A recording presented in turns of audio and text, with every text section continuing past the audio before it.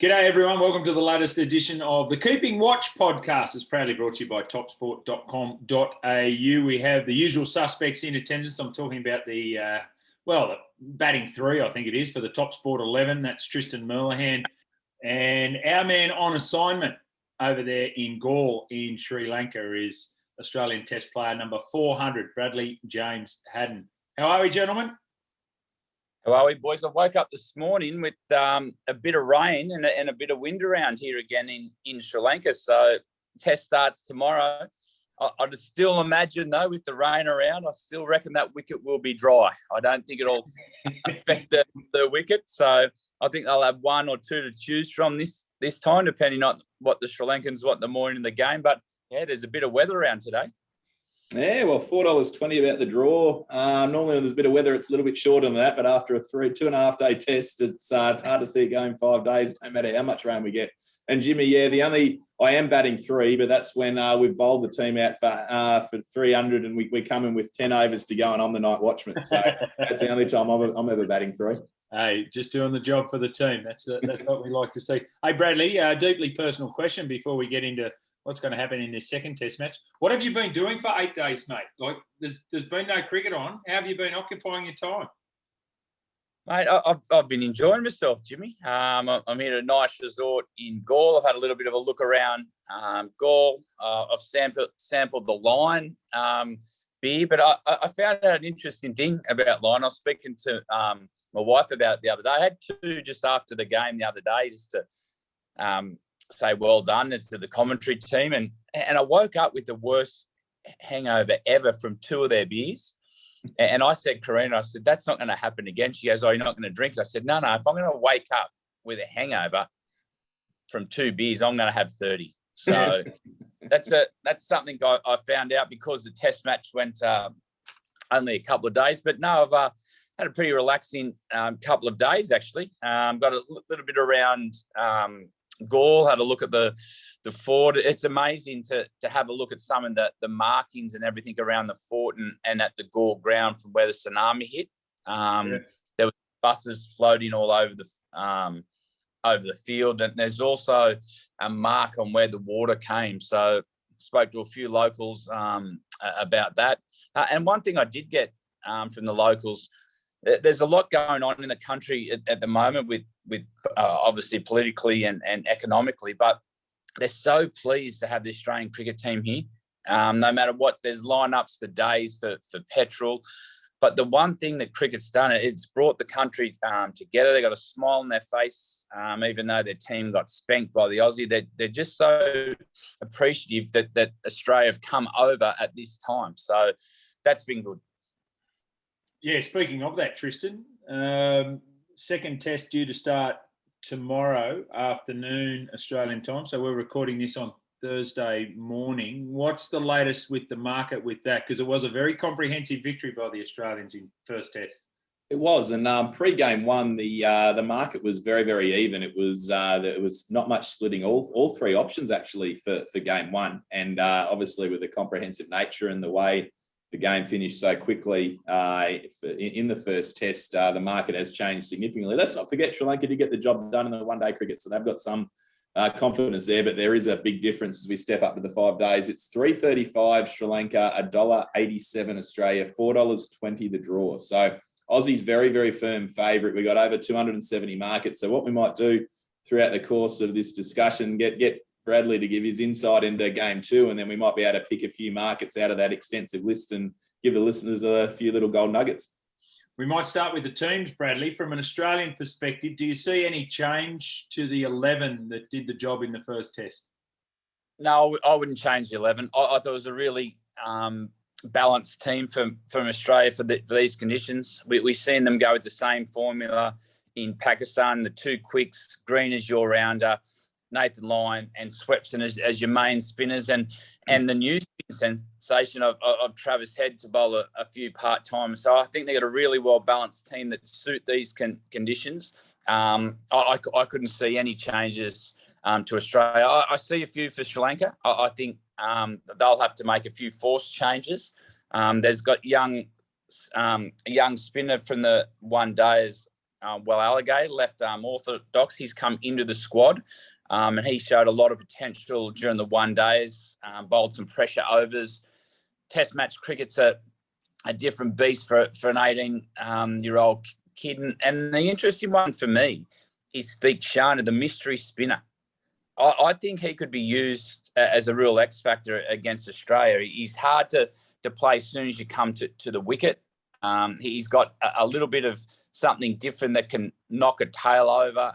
He can cause some doubt in the Australian batsman's mind. So he's come into the squad as well. So I know they're really reluctant to play him. But talking to all the Australians and everyone's surprised that he's not in the team. Then you talk to Sri Lankans and they say, I can't bowl long spells. But come on, this test match is not going to go 5 days. So I would have a serious look at bringing those two in. Yeah, Mahesh Theksana is the guy you're talking about. I think they've added another 11 spinners to the squad too in the lead up to this test match. But what's the issue there for the Aussies? Because I think Alex Carey said, well, once you play him in the one days, you give yourself a little bit of time and then you become a bit more comfortable. It's just picking. He's a little bit hard to pick. Yeah, he's hard to start your innings too, Jimmy. How I would use him, and I think they've got to be pretty tactical about it. Because he's hard to start, you bring him on for short spells. He does a lot of his work in his first 2 to 3 overs anyway, getting the new batsman. So I think you could use him as a real strike bowler that way. Once you get a wicket, you bring him on. And this wicket is really hard to start. We've seen that with the massive turn, the excess bounce. So I would use him tactically a bit different to what the Sri Lankans are talking about and use him as an X factor to get some wickets, to get that breakthrough when a new batsman comes to the crease. And also a bowler like that is a massive advantage to knock over a tail. So that's how you've got Mendes and whatever left arm ortho they decide to go with to bowl a lot of their bulk overs. But I'd use him more as an X factor. And it's an interesting one, as you say, with these new bowlers being spoken about. We've got, from the Sri Lankan side of things, Mendes is the 285 favourite to get the most wickets in the first innings. But then the uncertainty over who's going to line up and take those other bowling spots has got our market very compressed because obviously you get your refunds if any of these players don't start. But every other player is sitting there between $4.20 and $6.50. And the man you touched on there, the Kana, is $5 to get the most wickets in the first innings for Sri Lanka. So it might be worth a little wager just listening to what Brad's saying, because if he doesn't happen to get selected, then you get your money back. And if he can get on there and rip through the tail, he might be able to pick up a few wickets, particularly depending on the way the game's playing. Like you compare that to the Aussie most wicket market where Nathan Lyon's 285 favourite, Swepson at 350, Hazelwood 440, Cummins 480, Stark $5, and then he gets pretty wide away from that. And so there's a lot more certainty over who's going to be picked. So it's going to be interesting seeing those team lists when the toss is done.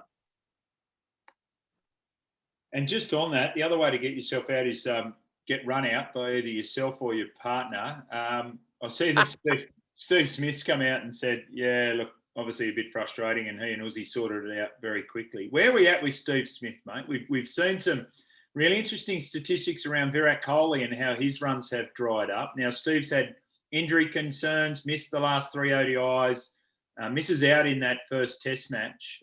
I know class player, but where are we at with Steve Smith, mate?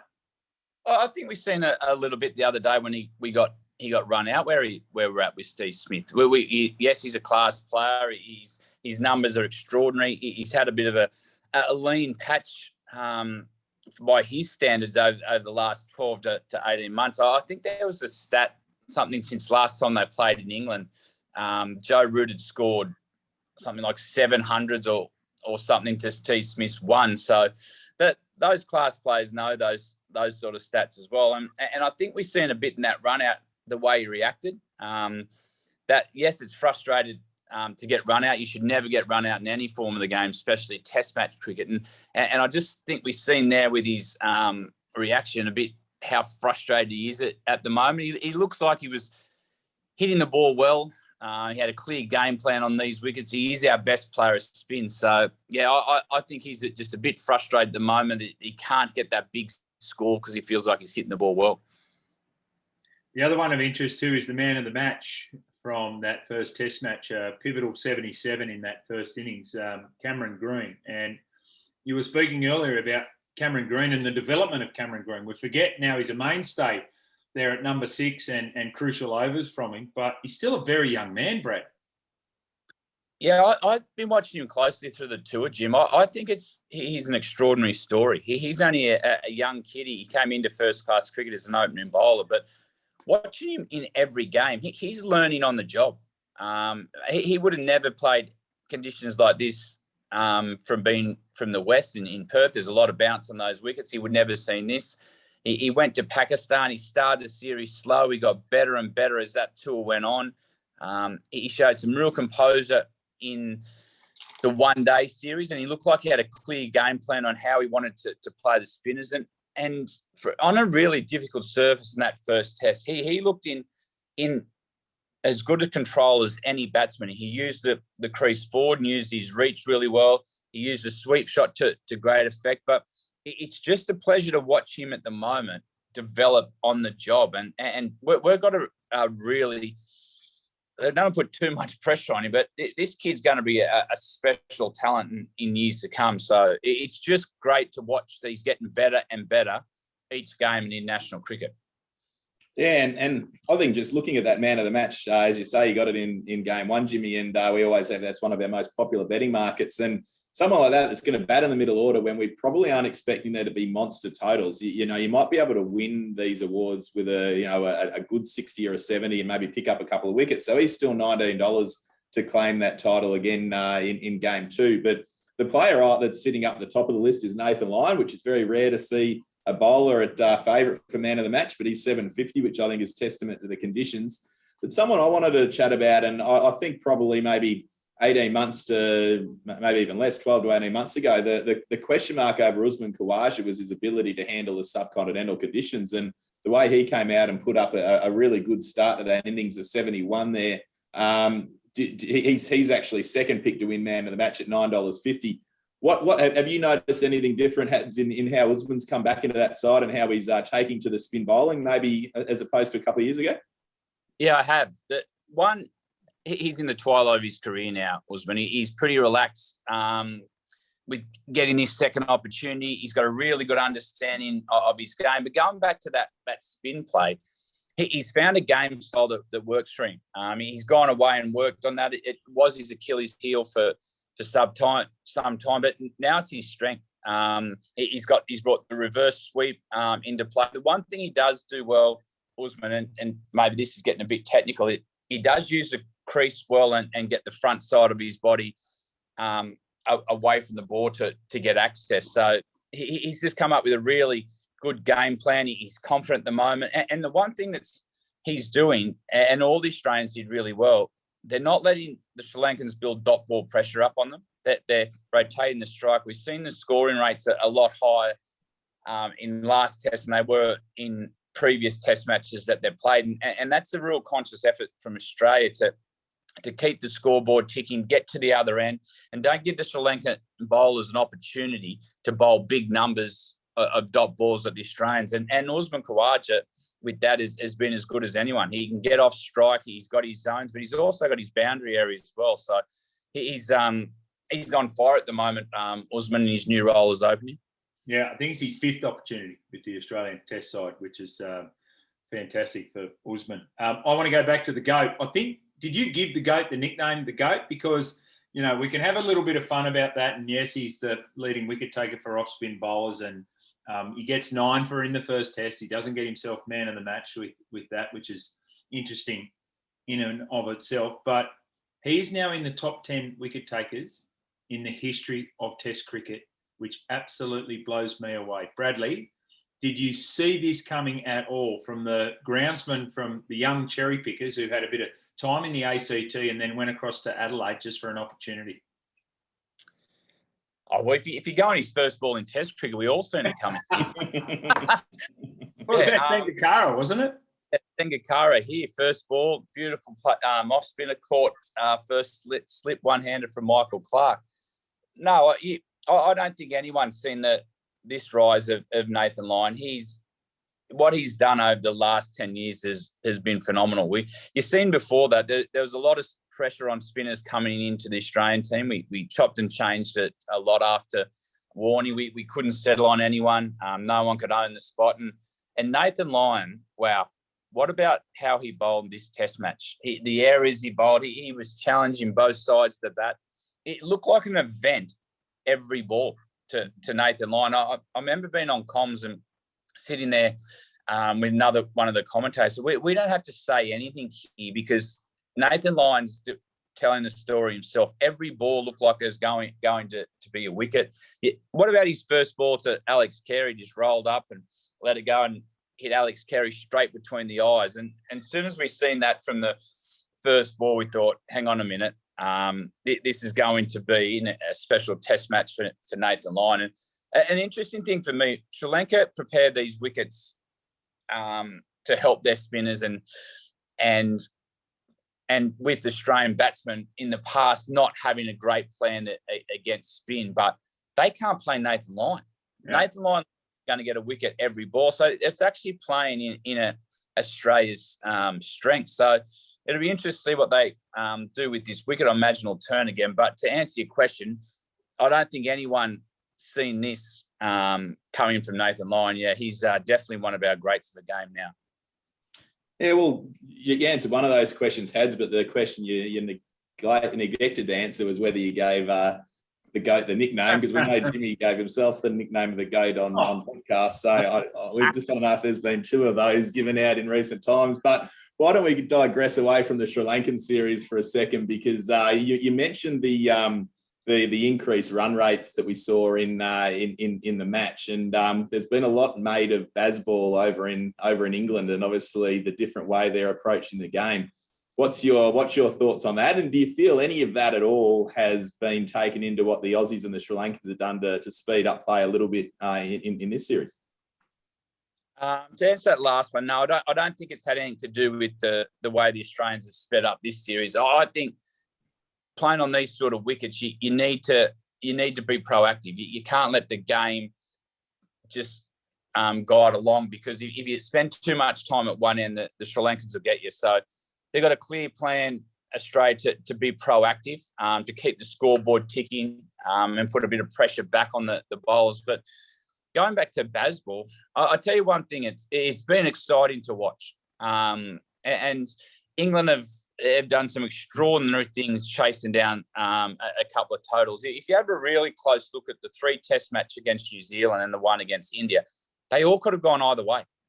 New Zealand were in all the games. And the last one against India, everyone thought after India posted that total that they're going to win. So the one thing he has done with this England team, he's got them to take all negative thoughts out of their head and just play what's in front of you, run into the fire, go and play the brand of cricket that's going to entertain. With that, I heard Steve Smith's comments recently saying, yes, it is entertaining to watch, but it's also a high-risk game. And he sort of had a little dig at him. He said, well, that's great, but let's see how they go against Stark, Cummins, Hazelwood and Lyon, see if they're still brave enough to play that style of game. But the one thing he has done, it's an attractive brand of cricket. And if you start chasing totals down like they are now, you believe you can win from anywhere. And that's the one thing. You talk about Bazball, but the one thing he's brought this England team is they've got a belief now that they think they can win from anywhere. A lot's relied on Bairstow, what a series he's had, and Joe Root. They've still got some problems at the top of the order. I still think they're going to have some serious issues with their bowling. Broad and Anderson can't have too much left. So, yes, they're playing an attacking brand of cricket, but let's see. They're going to have some really bad days as well with the style they're playing. So it'll be interesting to see how they respond when they have those ordinary days. And we know the English media takes it easy on them when they do have those ordinary days too, don't we? Yeah, they'll be enjoying everything at the moment. But there's a few things come out in the first innings away guys got out. I see Kevin Peterson had a bit of a say about Stokes valuing his wicket more. Yeah, it can turn just as quick as it turns positive over there. So it's attractive to watch at the moment. Let's just give it some time and see how they react when they have a few bad days. Oh, lemonade sandwich Peterson, hey, rock solid, isn't he? Fair dinkum. 3 for 378. So it's the highest fourth innings run chase that England's ever done, and it's the 9th highest in history. But it was all on the back of 2 guys. You mentioned them. Joe Root, 28th Test century, 4th of this summer. How has he been, or it feels like he's been unburdened by the captaincy? Is it as simple as that, Brad? Oh, I think it is, Jimmy. I think it is as simple as that. We've seen Joe Root in the Ashes. He looked like he had the country's weight on his shoulders. And I know when opposition's captains do come to Australia, we do make it our mission to make life as uncomfortable as we possibly can. He hasn't got 100 in Australia yet. He wore the brunt of that series loss, and he just looks like a new player. And he's spoken about it, that he's, even when he goes home at night, he's a lot more relaxed and he can turn off a bit. And at the moment, he's playing some attractive cricket. His scoring rate's gone up. He looks like he's expanded his game. But he's looking more to take the game on. And maybe as captain, that's what was holding him back. He had a huge responsibility as the best batsman, also the captain to play a certain role. And since he's lost that captaincy or stood down, it has been a different Joe Root. And give us an understanding around Johnny Bairstow. So I've got a particular interest in Johnny. His father, David, was a Test cricketer. Craig Coleman, the former South Sydney Rabbitohs player and coach, was good mates with David and sought out Johnny when he came out here on his first tour. A rugby league lover from Leeds up there in the north of England. So always had a bit of a soft spot for him. It's taken an age for him to get to where he is now in Test match cricket. He's always been a very good short form player. Is his not sort of revival, but emergence a big part of what McCullum has done? Because it seems that it's been an extension of, mate, you play well in this arena, just go and play the same in this arena. Yeah, I think he's probably a perfect example of what Brendon's brought to the England team. Johnny Bairstow has been someone who's been in and out of the England team through his whole career. He's at times he's been the wicketkeeper batter. Other times he's been at the top of the order. But I think what Baz McCullum's done for him is exactly that. Jimmy, just free yourself up and don't be scared of failure. Play the style of game that you know has been successful in the short forms, and we'll be happy with that. But don't be scared to leave it all out in the wicket. And that's what he's doing at the moment. His strike rates, he's scoring his runs at a good clipper around 100. He's playing some innings that aren't typically Test match innings, but suit Johnny Bairstow's style of play. And I think that's what Brendon McCullum's brought out in him. He's brought out some trust in Johnny as a person, which Johnny needs an arm around him. And I think Brendon's done that and allowed him to play the style of game that suits Johnny. What are we 12 months away from the next Ashes series? Is Australia going to England this time next year? Yeah, they are. Yeah. So that'll all that talk will start soon. That look out. England have turned the corner. They're playing attacking cricket. Australia can't handle them. But not so long ago we beat them 5-0. So as Steve Smith said, let's just see how this goes for a time. Let's see if that works on all conditions. But at the moment, you've got to give them credit that they are playing an exciting brand of cricket. And just on that, the market has moved a little bit on the back of England's performance over the last bit, but Australia's still very, very clear favourites. $1.85 to win the Ashes next year. England $2.70, and the drawn series at $6. So there's still a significant gap there between the two sides in the betting. And this might be a little bit awkward for you to comment, Brad, so that's why we'll ask you. But Cricket Australia, up against Channel 7, this is unprecedented. They've got 2 years remaining on their broadcast deal. India and England are not touring in that time. So basically they've said, hey, you haven't delivered what you said you were going to deliver, especially around the Big Bash. The Test cricket's been fantastic and enjoyed by a lot. A lot of people enjoying it on the simulcast on Fox Cricket. But As an outsider looking in, there were some players identified as not of BBL standard, which is pretty tough on these guys. What was your take on it, Brad? My take firstly, Jimmy, I'm really interested in where this case is going to land. We know in the world over the last 2 years we've had a pandemic and things haven't been normal in any sport we play. So I was disappointed that they named some players. I think that's a bit off colour, if I'm perfectly honest. I've seen they use Steve Smith as an example, not being able to play as well. But we don't know the ins and outs of it yet, so it'll be interesting to see how this unfolds. We do know Big Bash does need an injection. We do need to get the best players playing the Big Bash, and I think the best players, our international players, we need to find a way to get them playing as much Big Bash as we possibly can for our product. But it must be interesting, and no one knows yet. Or Jimmy, with your journalism skills, you might be able to find out. But it'd be interesting the fine print in that contract to say what. Like, to me, it's an interesting one because they cricket did as good as they can to get the competition up and going. They used all the resources they had available in a really difficult time for sport. We've seen sport getting called off all over the world. So yeah, it's going to be interesting what happens. It's going to be a fascinating case to watch. Sounds like to me, Seven just want out of cricket. They're just trying to find a loophole to get out of cricket. But Big Bash does need a little bit of injection. I've seen the drafts come in. I'm not quite 100% sure whether that's going to work or not, but that'll time will tell there.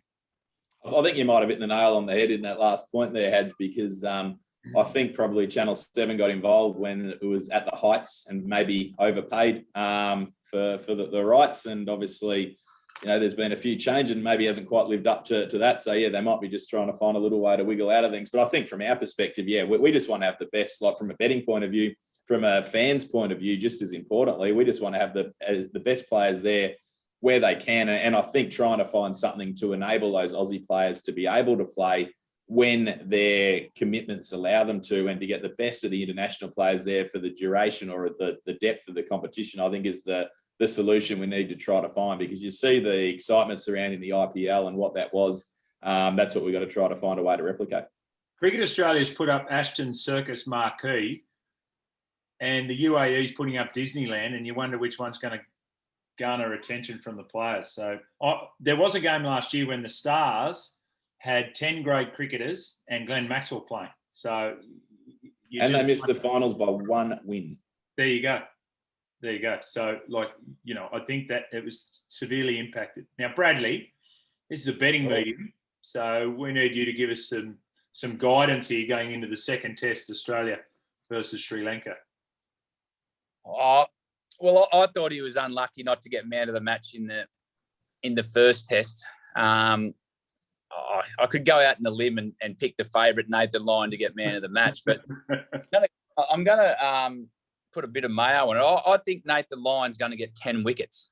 Okay. I think he got 9 last test. I think we're going to see Nathan Lyon get 10 wickets in this test match.